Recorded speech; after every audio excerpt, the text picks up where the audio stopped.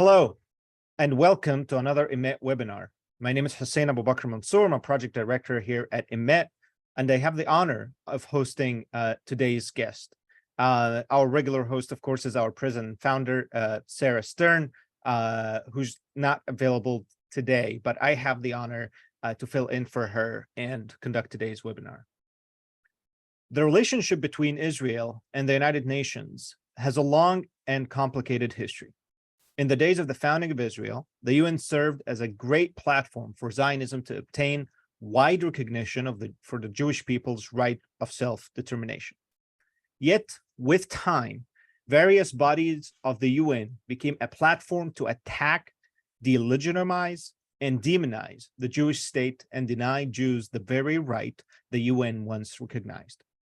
From UNESCO to the Human Rights Council, representatives of authoritarian and non-democratic countries turned the UN into a battleground in which Israeli and American diplomats constantly have to fight for Israel. The latest round of such a battle is happening under the guise of the UN Commission of Inquiry on the occupied Palestinian territory and Israel, in which anti-Zionist and anti-Semitic opinions are institutionalized. One of the foremost figures in the fight against this Orwellian reality of such a UN institution is Hillel Neuer, an international lawyer and the executive director of the Unwatch, who dedicates his efforts to scrutinizing the international circus run by some of the worst human rights violators while targeting Israel. And it often ignores or suppresses inquiries into human rights violations by countries such as Russia, China, and Iran. His work tremendously added to public knowledge about the UN bodies and their dynamics. And this made him the most hated man in Geneva and the subject of many campaigns to suppress his voice and stop his work. In this webinar, Hillel Neuer will explain what has been going on in the UNHRC, the Commission of Inquiry, and his own targeting by UN officials. Just a very quick introduction. Hillel Neuer is an international lawyer, writer, activist, and executive director of Unwatch, a human rights organization in Geneva, Switzerland. Israel's Ma'ariv newspaper named him one of the top 100 most influential Jewish people in the world. His speeches at the United Nations have been seen by millions around the world. Mr. Neuer has appeared in debates on CNN, BBC, and Al Jazeera. McGill University awarded Neuer an honorary doctorate for his work to advance human rights and for being a voice for those without one. In 2016, the city of Chicago declared Hillel Neuer Day, citing his role as one of the world's foremost human rights advocates. The Tribune de Genève described Neuer as a human rights activist who is feared and dreaded by the world's dictatorships. The journal de Montréal wrote that Neuer makes the UN tremble. It's my honor and privilege to introduce to you today Mr. Hillel Neuer. Hello. Thank you, Hussein. It's a pleasure indeed for me to be here with Emet. The truth is that these days I'm kind of zoomed out, since COVID, and as a general rule, I decline all kind of invitations on Zoom, and I much prefer to do them in person. I love to meet with a live audience, even if it's just 15 teenagers, as I met with by chance a few days ago. So that's my general inclination. But when Hussein, when you invited me, I couldn't say no. I'm a huge fan of Hussein, his writings and his work and his courage. And so I couldn't say no. So I'm on holiday. That's why I'm not wearing a jacket and tie. So you'll all forgive me. But I'm looking forward to speaking about important topics today. As Hussein mentioned, I will be discussing the UN Human Rights Council and its treatment of Israel and focusing on certain recent developments. I'll say a few words. I'll talk about how Israel is treated, latest reports and developments. I'll say a few words about our work to expose and combat this discriminatory treatment. And I will also share a few words about how we are being retaliated against. I spoke in Congress a couple of weeks ago, and Hussein was there, and I told the hearing that if an alien from another planet were to visit planet Earth, and I happened to walk into the United Nations headquarters in New York, or where I'm based in Geneva at the UN European headquarters, where the Human Rights Council is. And if that extraterritorial were to walk in the halls and see the displays, walk into one of the rooms and listen to the debates, or pass by the document section and request the latest resolutions, our extraterritorial observer would be justified in concluding that the world's Assembly of Nations was created to single out a tiny state on the map of our planet called Israel.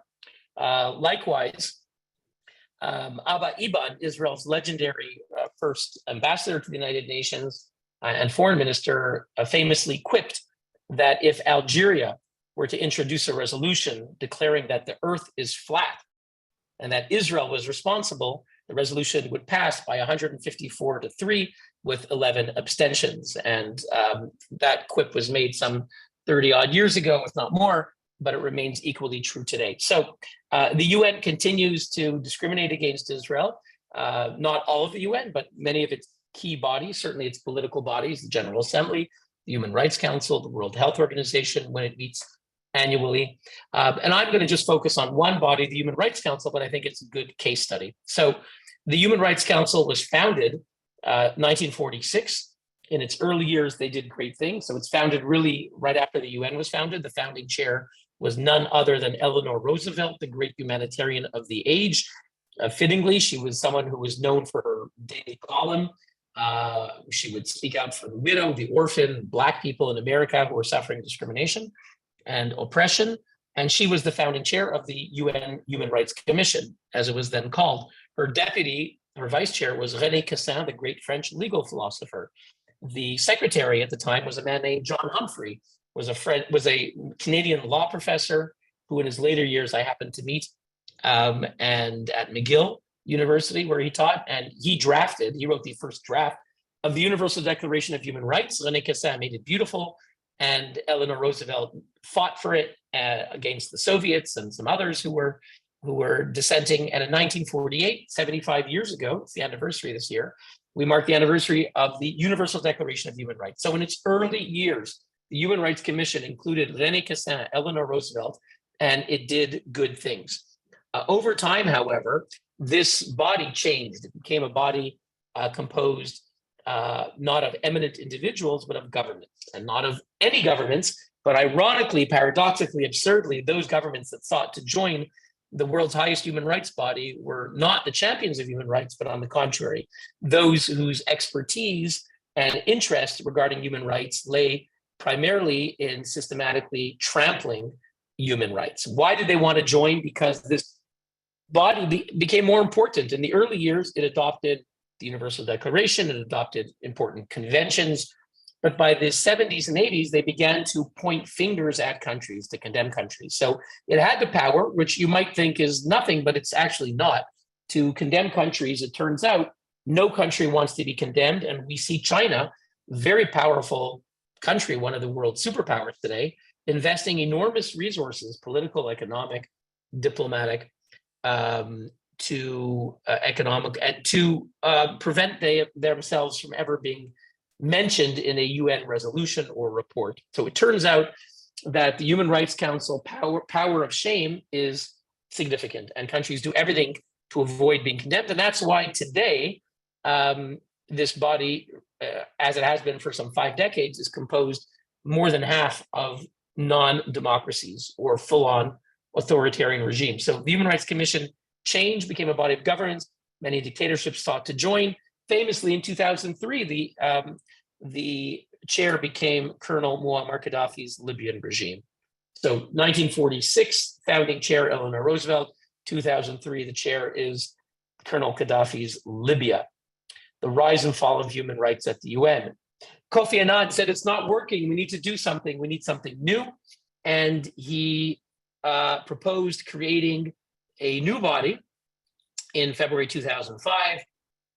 And this body, he proposed to call it the Human Rights Council, and that the members would actually have a solid record on human rights.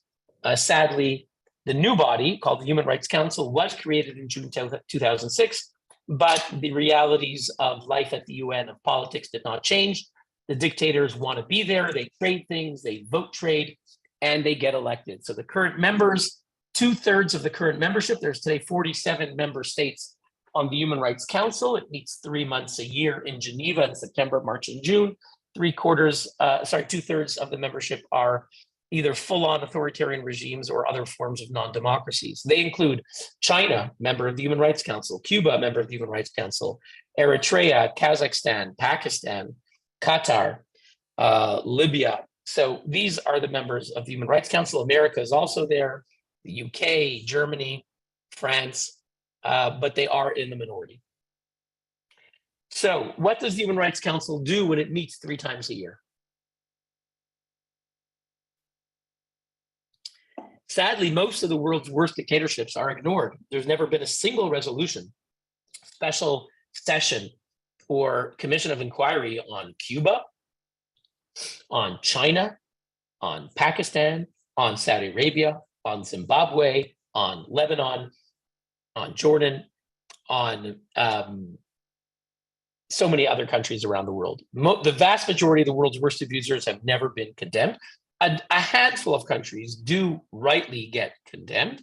When America and the European Union join forces and take initiative, they can hold some countries to account. So there have been some resolutions on maybe about a dozen countries. They tend to be the exception. So we've had 2 on Sudan. We've had 2 on Sudan. We've had, this is going back in 17 years, from 2006 until 2023, 17 years. We've had 2 resolutions on Sudan. We've had 3 on Venezuela. We've had 12 on Eritrea. We've had 14 on Iran, 16 on North Korea, 42 on Syria, and 103 on Israel. 103 on Israel. So more on Israel than on Iran, North Korea, Syria, Venezuela, Sudan combined. That is the reality at the Human Rights Council. When they meet, the vast majority of resolutions, or a large amount of the resolutions, are focused on one country, Israel. And it's not just the numbers, it's also the language. If you open the resolutions on Sudan, when they did adopt resolutions on Sudan, they might condemn the regime a little bit, but they'll also have diplomatic language, welcoming some agreement that was signed, commending some cooperation with a UN official. They typically open with lots of diplomatic praise. The annual resolution on Iran at the General Assembly used to have like 9 paragraphs of some kind of praise, recognizing this, welcoming that. But the resolutions on Israel are distinct. They are unique.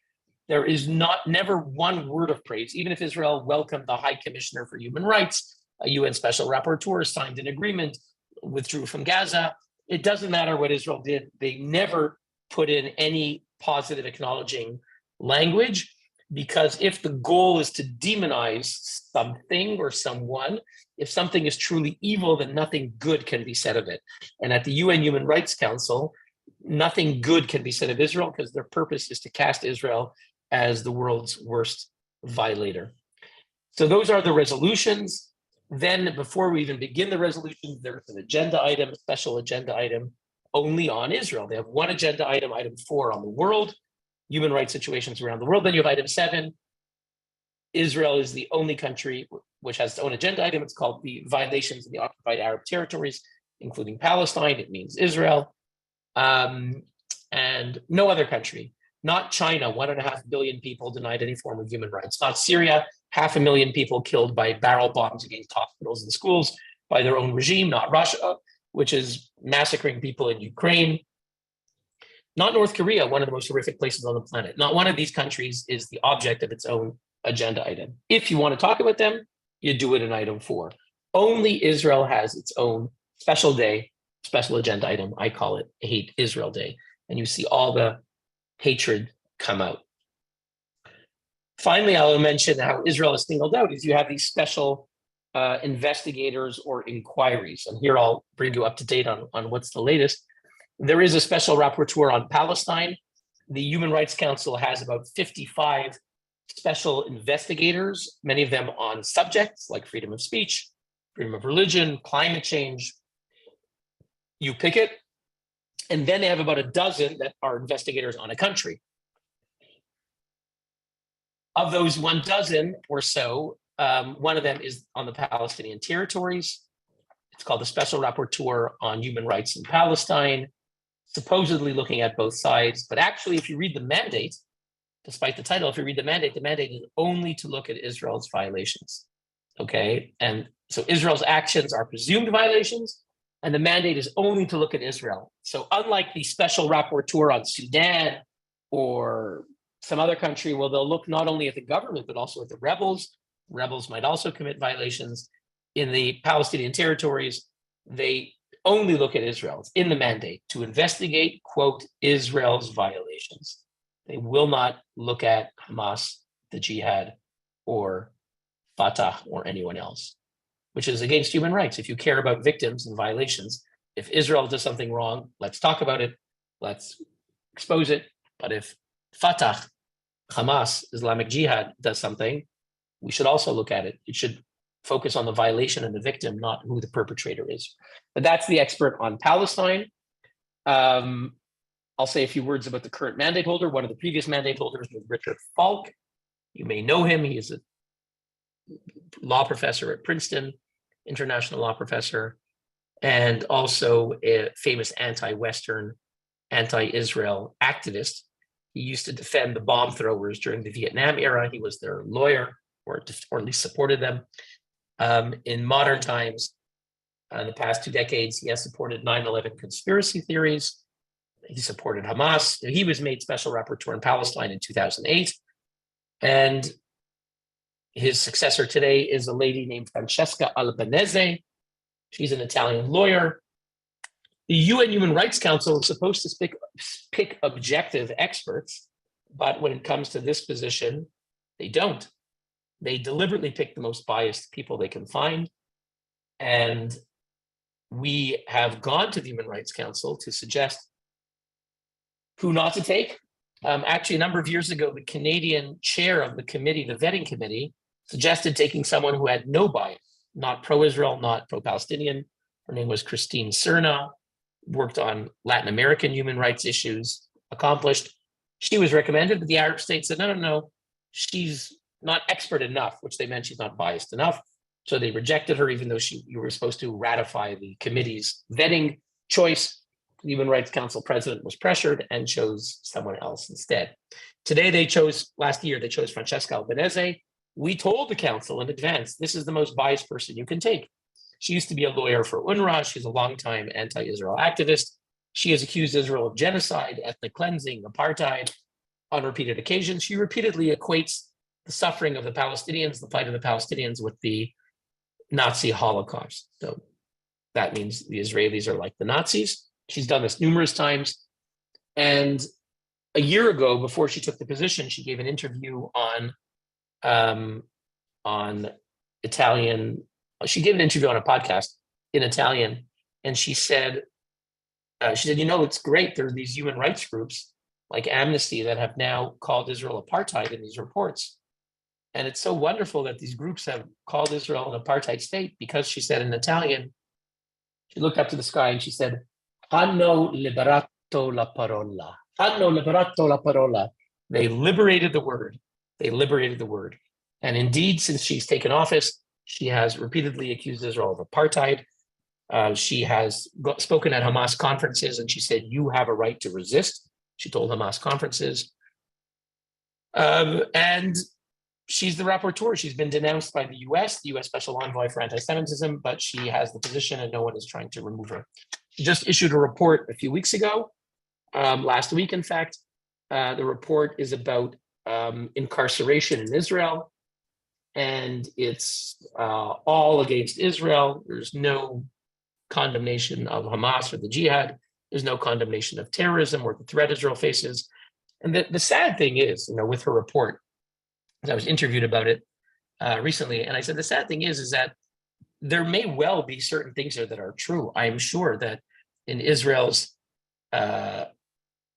dealing with the Palestinians, with the Israeli army and the Palestinians, of course, you're going to have abuses and excesses. You're going to have them in every police military situation. And there's a conflict with Israel and the Palestinians. So there will be abuses and things that we should know about. But when you read Francesca Albanese, the most biased person in the world, you don't know what's true or not. You know she's just out to get Israel. You know that a decade ago, she wrote a fundraising Facebook post for UNRWA, and she said that America is subjugated by the Jewish lobby. Europe is subjugated by Jewish guilt over the Holocaust. So everything that she writes, you really don't know what's true, and she says it in such an extreme way with such intense emotion that it actually does the Palestinians a disservice. If you would have a serious person, we could take it seriously and could actually look into genuine abuses, which there may be some in her report, but because it's so inflammatory, you just don't know. Her report is about incarceration of Palestinians. So that's a special rapporteur on Palestine. Finally, there is the Commission of Inquiry. I'll say a word about that. As this educated audience probably knows, there have been a number of commissions of inquiry against Israel, about 10, more than on any other country in the world. There's been 0 on China, 0 on Cuba, 0 on Pakistan, 0 in Saudi Arabia, 0 on Zimbabwe. There's been 1 now in Russia, 1 on Syria. There have been like 10 on Israel. Okay. In the past, the commissions of inquiry lasted for about 6 months or a year, not much more than that. They deliver their report and they're done. A bit of follow-up, but they're done. This time, in May 2021, after the war with Israel and Hamas, they created a commission of inquiry that was distinct, unprecedented. This commission of inquiry had no end date. It was not going to end after the report. It would be perpetual. They would give every year a report to the General Assembly and every year a report to the Human Rights Council, 2 reports a year. The mandate was not only the war of May 2021 between Israel and Hamas, when Hamas fired 4,000 rockets at Israel, but the mandate actually extended to much more than that. The mandate extended to include looking at root causes of the conflict, whatever that means.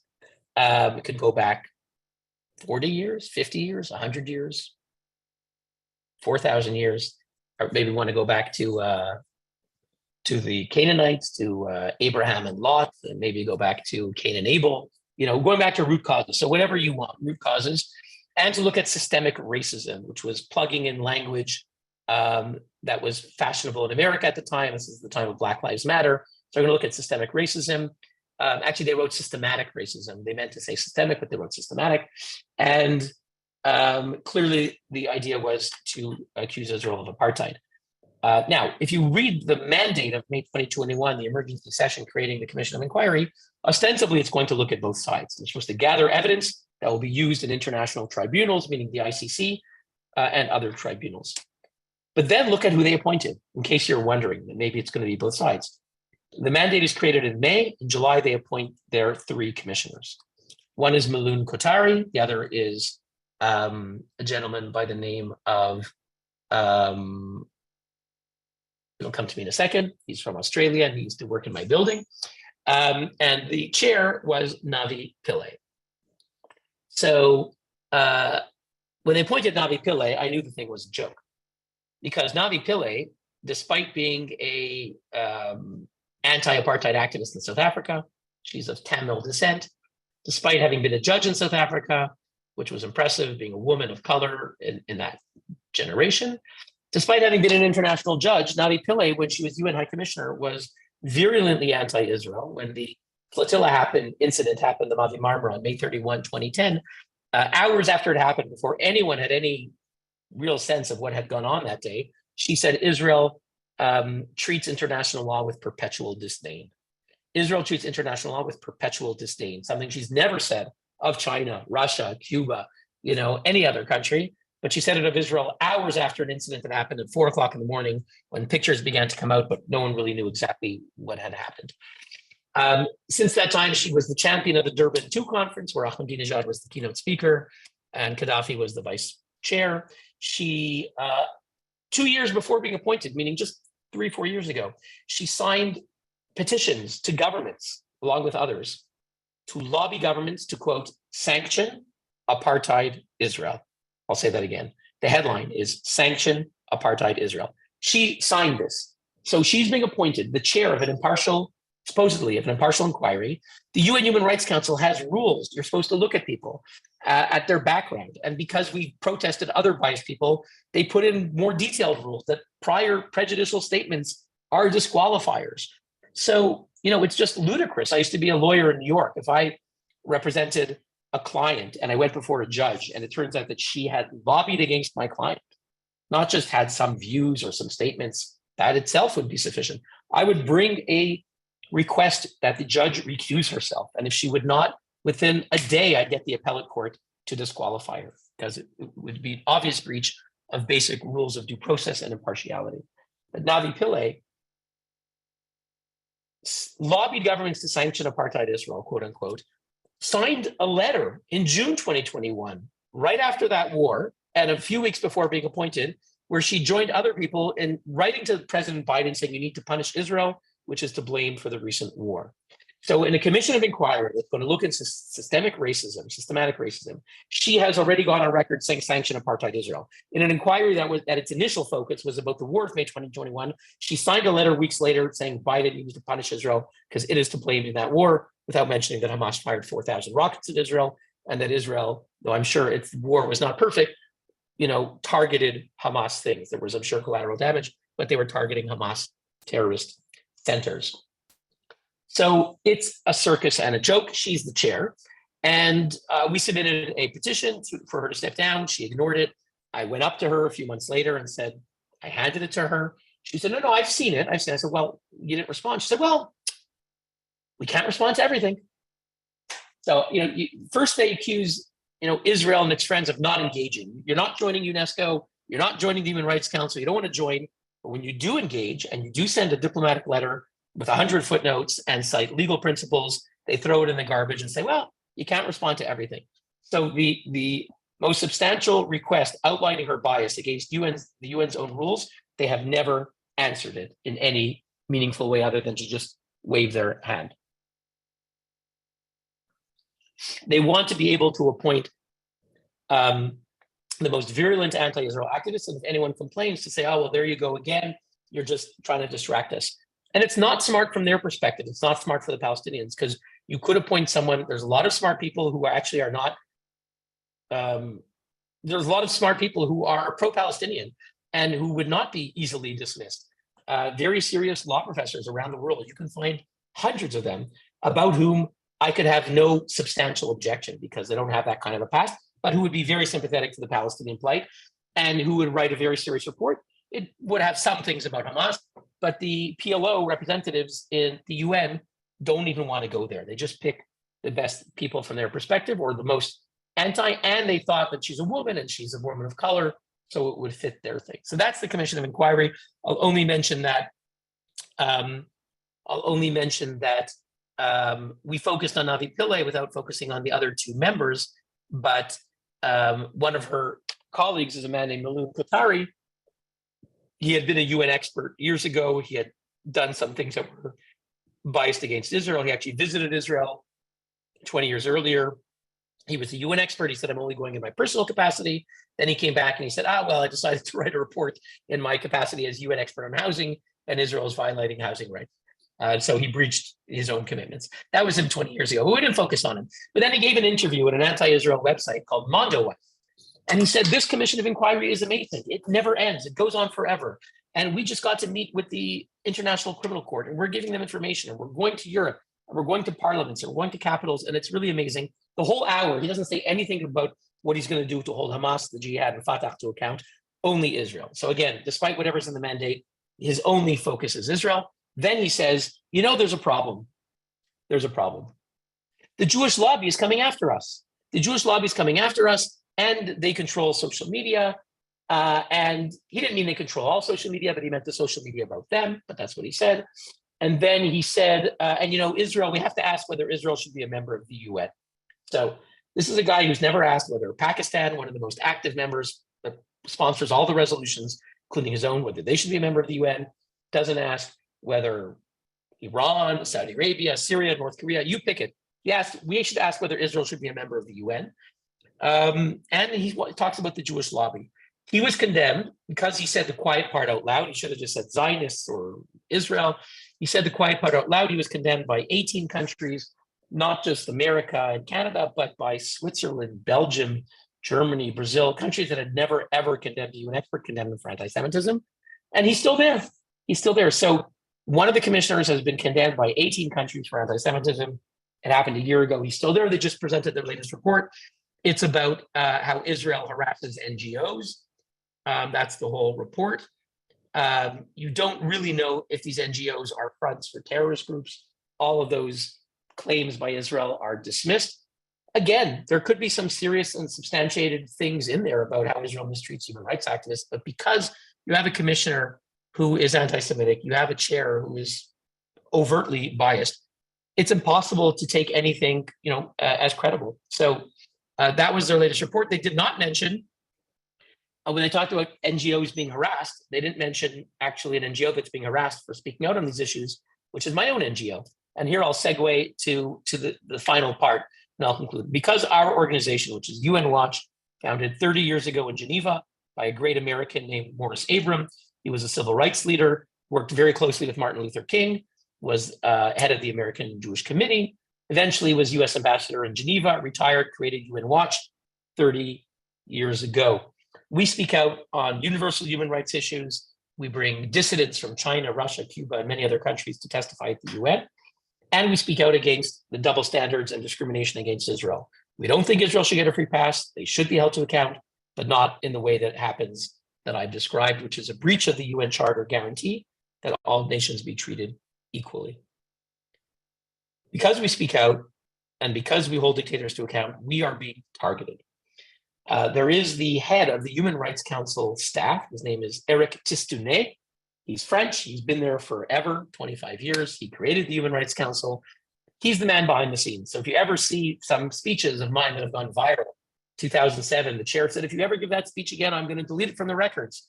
Well, there's a guy handing him notes in advance. And whenever you see the chair banging on the thing saying, I'm going to stop you and don't you dare say that, it's someone handing him a note, a guy with a little mustache.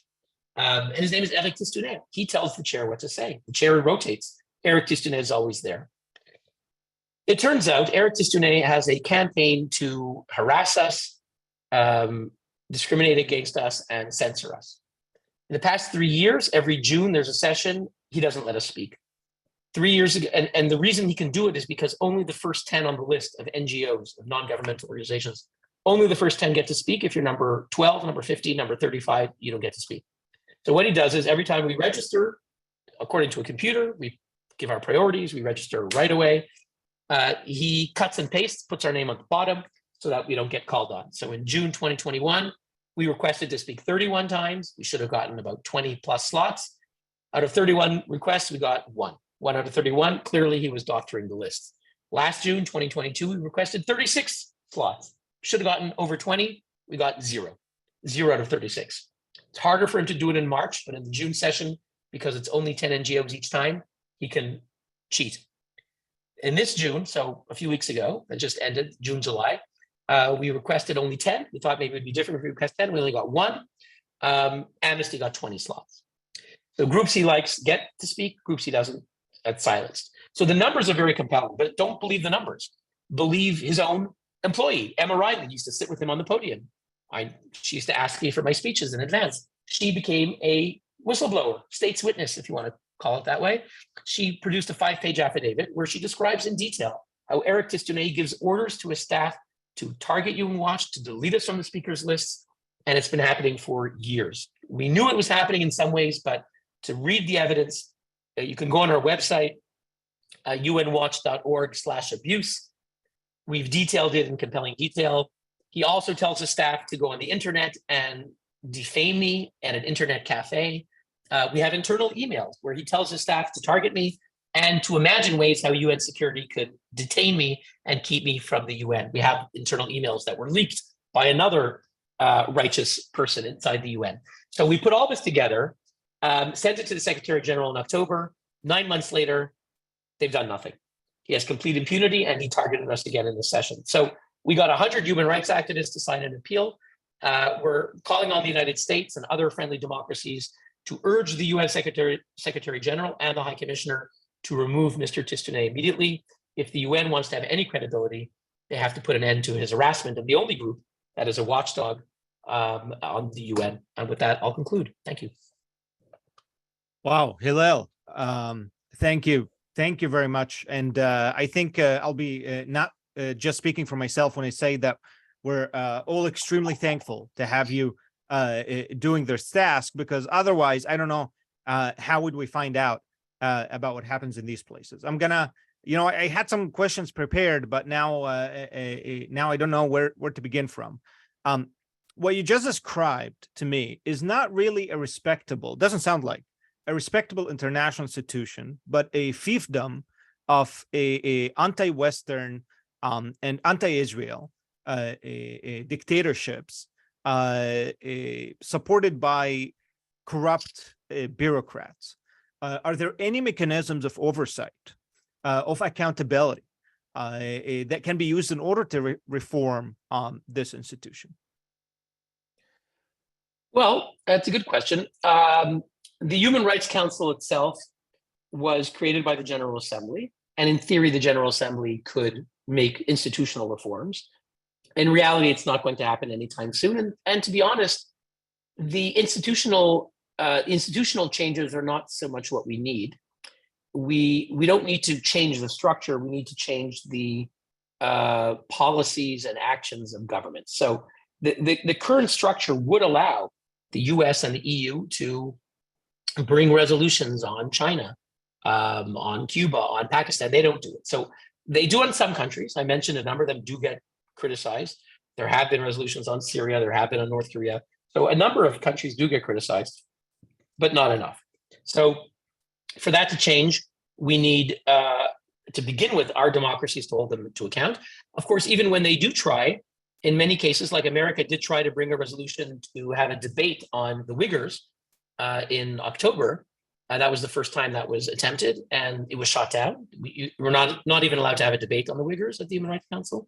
America tried, but the majority said no. So then the question is, how do you deal with the membership? And that happens every year. In October, there's votes. And again, our democracies there are very weak. Europe rarely speaks out to say, oh, you shouldn't elect China, Russia, Cuba. They're all running this year. In very rare instances, after Russia invaded Ukraine, then the EU said, oh yeah, we should remove Russia from the council. But when they were running, they didn't say anything. So you have a lot of go along to get along, and our democracies are very weak at the UN. And the moment you don't stop the membership, then you get a situation where you're not going to get the right resolutions. Finally, I'll say with respect to the individuals that I mentioned, for example, this guy, Eric Tistounet, top bureaucrat at the Human Rights Council, he answers to the High Commissioner, whose name is Volker Turk, who's an Austrian. Volker Turk could remove him. The evidence is compelling. We hope he will do so. We will be writing to him this week that he do so, even though we made a complaint in October. They didn't do anything. The Secretary General can remove him. Finally, the United States, France, the UK, Germany, they're members of the Human Rights Council. They should be speaking out. So who should be holding them to account? There aren't really any institutions. There's no court to go to. If this kind of thing was happening in Canada or in America or Switzerland, I'd go to court and you'd have the evidence and something would happen, with this kind of extreme case. Here, there is no court. The only court is if our democracies say something. And if anyone wants to help, they should ask their representative to speak out. And we have all the information on our website. Thank you. I want to ask you about something very troubling that I actually read on the Unwatch website. By the way, I invite all our audience to go to unwatch.org. It's an amazing resource of constant reporting on all of these things in the UN. It was about actually that I think it was Tistounet that is accused of handing the names of Chinese dissidents to China before they testified at the HRC. Is that correct?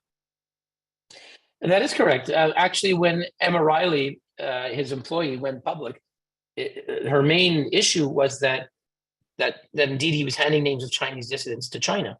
What this means is that in advance of the Human Rights Council session, where we meet for a month, so let's say the session will be in March. So in January or February, the Chinese mission in Geneva, the embassy, would write to the UN office, Mr. Tistounet's office, and say, hey, any of these 15 names registered to speak, Rabia Kadir, Uyghur activist, Yang Jianli, former political prisoner, Dalkun Issa, Uyghur activist, any of them registered to speak?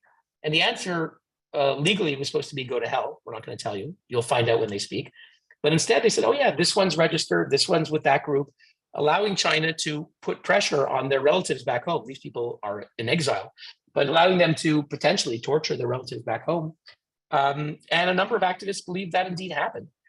And Eric Kistunay was giving the orders to do it. Emma Riley tried to stop it. She resisted, she fought. He made her life miserable, eventually fired her. And no action's been taken. It's been covered in the BBC documentary, been reported on in Le Monde, but no country, to my knowledge, has taken any action on this or on Eric Kistunay. I'm going to start fielding and asking the questions from the audience. We've received a lot of questions. I don't know if we're going to get all have time to get to all of them. But one of the questions that we've received is asking about the role of the members of the Organization of Islamic Cooperation, which is a block of 56 Islamic countries, and usually they try to coordinate. How do they tend to vote, and how come that they, for example, did not try to push the Uyghur Muslim issue in regards to China? Yeah, well, look, the Muslim countries, was asked specifically about the Muslim group? Yes. Yeah, so the Muslim group is known as the OIC, Organization for Islamic Cooperation. It's to be called Islamic Conference at the UN.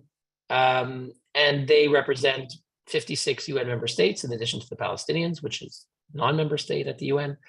And they often vote as a bloc, not always. On some issues they might divide, Iran, Islamic countries do not agree on Iran. There's some who are pro-Iranian, some who are anti the regime, but very often they vote as a bloc. Certainly on the Israel issues, they not only vote as a bloc, they sponsor resolutions. So the average resolution targeting Israel is typically sponsored by the Islamic group, the Arab group of states, which is about 22 countries, and together with the Palestinians.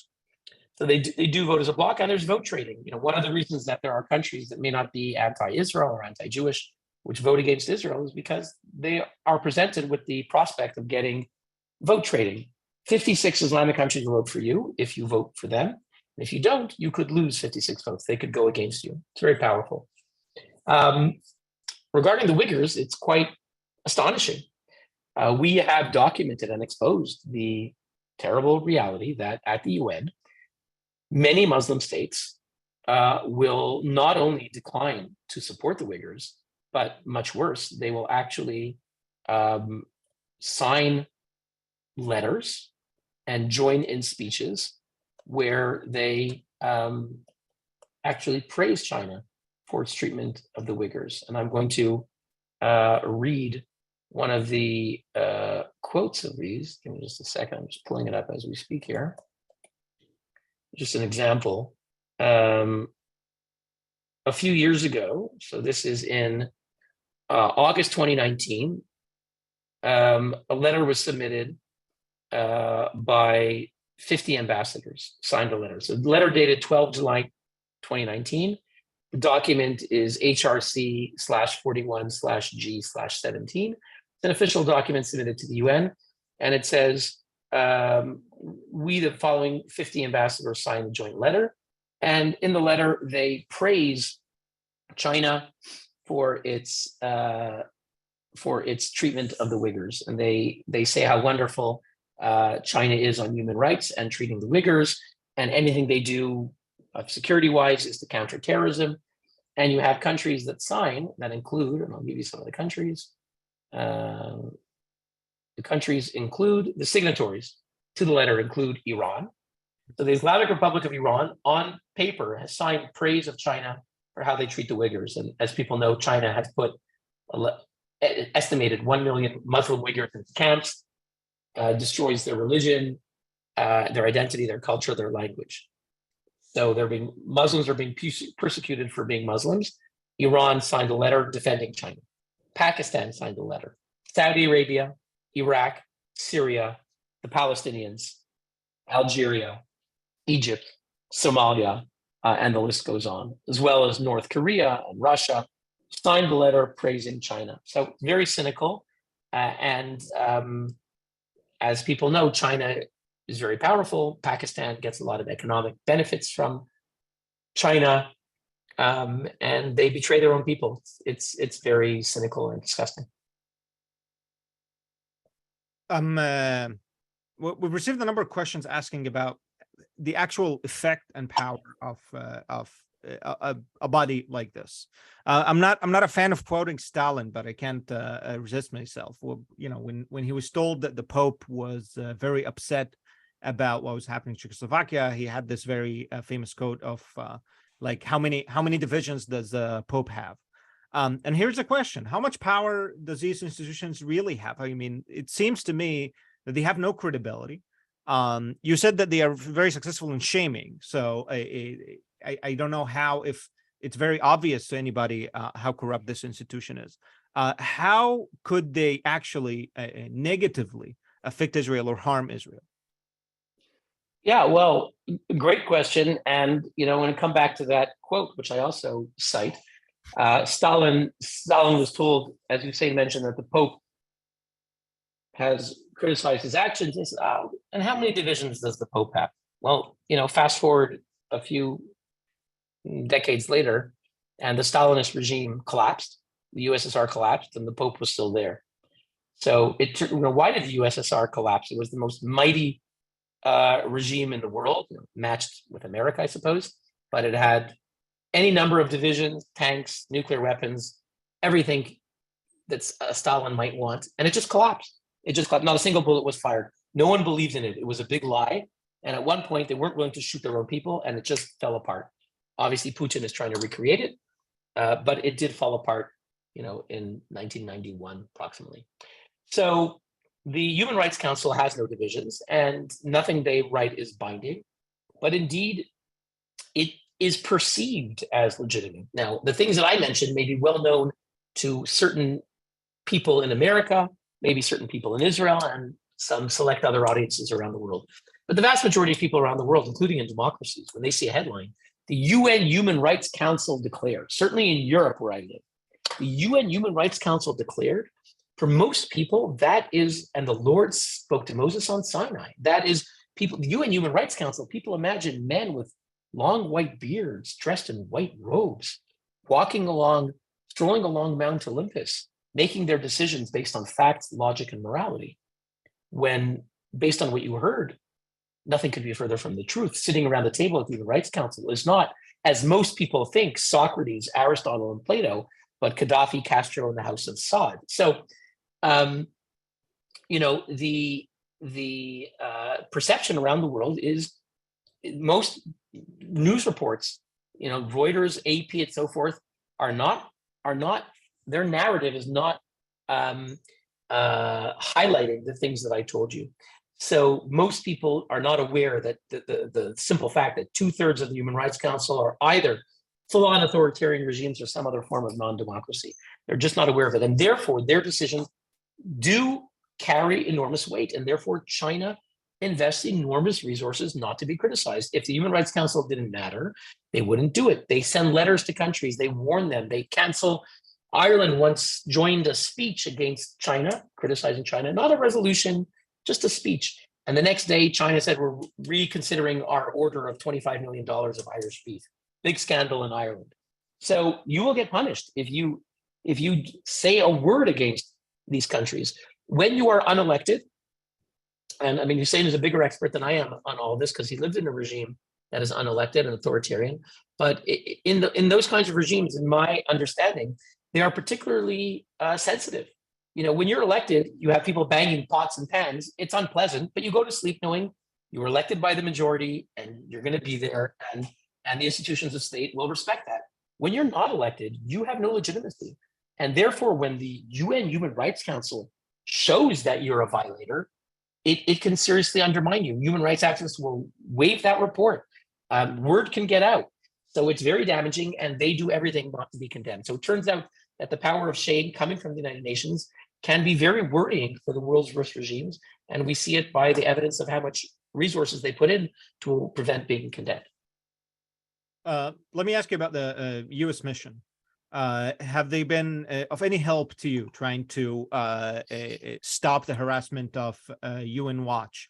and how do they generally behave in this atmosphere? How does the U.S. try to operate in such an environment? Well, look, I've been dealing with the U.S. government for nearly 20 years, and so there have been different approaches. Obviously, the Republican administrations are more critical and skeptical of the UN. Democratic administrations in recent years are much more engaged with the UN. So clearly, you're going to get different attitudes in that regard. When it comes to Israel, they continue to vote against the anti-Israel resolutions. The current ambassador at the Human Rights Council led 27 countries to condemn the Commission of Inquiry for its bias. So I welcome that. I'm going to decline to comment on what the US is doing or has done in regard to our issue of being discriminated against and harassed at the UN. I'm going to keep that behind closed doors. But we have raised the issue before the Congress, and certainly we do want the US to intervene strongly. Well, we've received a number of questions. That's actually the most common recurrent question from the audience. So I'm going to combine all of these questions and rephrase them, which is basically about U.S. policy. And here we're going to bring you right into U.S. policy debates. As you know, this is your field of expertise. There are a lot of divisions among U.S. policymakers that tend to conform to party lines about the use of U.S. engagement, full U.S. engagement with the UN, the funding of the U.S. to the UN. And as you said, there's a disagreement that Democrats tend to want to engage more. The Republicans are very skeptical. They want to pull out of many of these places. The Trump administration pulled itself out of the UNHRC. What is your own personal opinion? Do you believe that let's say an NGO like Unwatch and the case for Israel in general, and the case for human rights, are they, in your own opinion, are they best served with the U.S. present or absent in these platforms? Or could we be present but use our financial leverage to reform? Oh, that's a great question. And historically, we have wanted the U.S. to be present. No one advocated, no one serious has ever advocated the U.S. pulling out of the Security Council or the General Assembly. Actually, in the Security Council, the U.S. enjoys an advantage, the veto. So America can be certain that nothing terrible of a binding nature will be adopted. So the veto is a good thing for America. And so, even George W. Bush, even Trump, they never seriously considered pulling out of the General Assembly or the Security Council. But the question has come up, for example, at the Human Rights Council, at UNESCO in Paris. That's the cultural agency. America has gone in, gone out a couple of times. Currently they're out, but they're apparently coming back in soon. On the whole, we think America should be there, that the UN is not going away. If you could say the UN is going to disappear and, it's not going away, and it to a degree it reflects the world that we have to some degree, because the China nameplate doesn't reflect 1.5 billion Chinese people, but it reflects the fact that there's a regime that is in control there. And the UN is not going away. Given that it's not going away, we want good people to speak out and show leadership and speak out and take actions. So, we saw when the US did pull out of the Human Rights Council under George W. Bush from 2006 to 2009, it did not get better. The resolutions continued to be adopted. They continued to do damage. And it didn't get any better. And I don't think they were really delegitimized very significantly. Yes, in some American circles, perhaps the fact that they weren't there meant something, but many of us liked seeing Senator Daniel Patrick Moynihan in 1975 speak so eloquently to call out the Zionism as racism resolution. It was a brilliant moment in history, gave one of the most, probably the most important speech ever delivered at the United Nations. And people were very happy that he was there to go on record. He couldn't stop the vote, but we wanted the US to go on record. No one that I know of, that I'm friends with, wanted to see Nikki Haley leaving the UN. She was very outspoken about the UN and its role with dictatorships and its mistreatment of Israel. So the same at the Human Rights Council. We want the US to be there to do the right thing, if they do the right thing. The problem can happen sometimes is that some democratic administrations Democrat administrations can, their narrative is very pro-UN, is very, you could say, cheerleading for the Human Rights Council, and sometimes, in our opinion, too much. If they do the right thing, and if they speak out against the special agenda item and the Commission of Inquiry, which they've done in a number of cases, if they speak out when NGOs are silenced and harassed and discriminated against, the US has not publicly spoken out. I hope that they do. Then they can show that even though they can't stop everything, a major nation, the world's leading superpower, has spoken out and gone on the record. The world will hear that. If they don't speak out, and so if you ask me currently in this administration, I would say, the jury is still out. If they do the right thing, if they say that we're going to go there to make a difference, as happened, Hussein was there when I spoke in Congress, and there was some debate among the Congress people, and one of the Democrat members of Congress debating these issues said, we need to be there so our voice will be heard so we can make a difference. If that happens, if the voice is heard, and if they do speak out, then it can be justified. But if they don't speak out against so many injustices, whether it's against countries, whether it's against NGOs in my case, then perhaps it's not justified. So I'd say that the jury is out. Hillel, we still have so many questions, but we ran out of time. And I had no idea that you're doing the webinar while you're recovering from COVID. So thank you. I'm not. Who said that? No, I'm not. I thought you said that earlier. No. No. Well, no. Again, thank you. I'm going to ask you the last question. This is an American audience that's very committed and very passionate, and always wants to be engaged and wants to help. What can we do in order to, first of all, help help a wider understanding of what goes on in the UN and bring possibly a positive change? Well, I think Americans who are following here and people around the world, in whatever way you can, let your elected representatives know what's going on and how you feel about it. So certainly anything about the UN, you could find it by following us, Unwatch. I'm on Twitter, I'm on Facebook, either Hillel Neuer or Unwatch. You can sign up on our website, unwatch.org. You will know about the latest votes. You'll know about petitions, campaigns. You will get the basic information. We have a terrific tool, unwatch.org/database, where you can get all the numbers and facts that you need. Let your elected representatives know that you care about a certain vote happening, and so forth. In our own case, our ability to function effectively at the UN is being shut down. And if you belong to an organization, then ask your organization to send a letter to Secretary of State Tony Blinken, or to the ambassador to the UN in New York, Linda Thomas Greenfield. Send a letter from your organization, say, we've read this complaint. There's the top official of the Human Rights Council is systematically harassing the only watchdog group because they speak out against anti-Semitism and dictatorships, and the US needs to speak out. So that would make a huge difference if Secretary of State Blinken gets 10, 20, 30 letters from major organizations. I think it'll make a big impression, and they'll take an important position. And if America speaks out, they can make a difference. Thank you. Thank you. Thank you very much, Hillel. And I recommend to all of our audiences to go to, first of all, follow Hillel on social media. He constantly updates on this issue. Use the website and the resources of unwatch.org. And of course, support Unwatch.